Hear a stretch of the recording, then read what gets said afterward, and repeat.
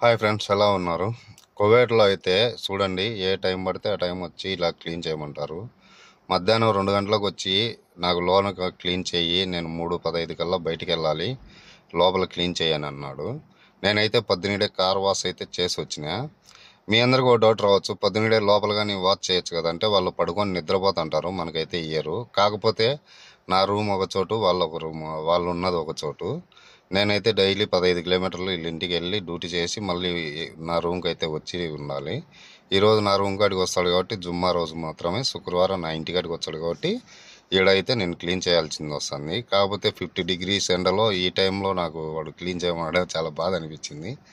ఎందుకంటే ఇంత ఎండలో సాయంత్రం అన్నా కాదు, అక్కడికైనా ఎండ ఫుల్గా ఉందంటే ఎలాగోలా చేయన్నాడు. ఓకే ఫ్రెండ్స్, కోర్టుకు వచ్చాక తప్పదు కదా. కువైట్లో డ్రైవర్ల కష్టాలు ఇలా ఉంటాయి. ఖచ్చితంగా సబ్స్క్రైబ్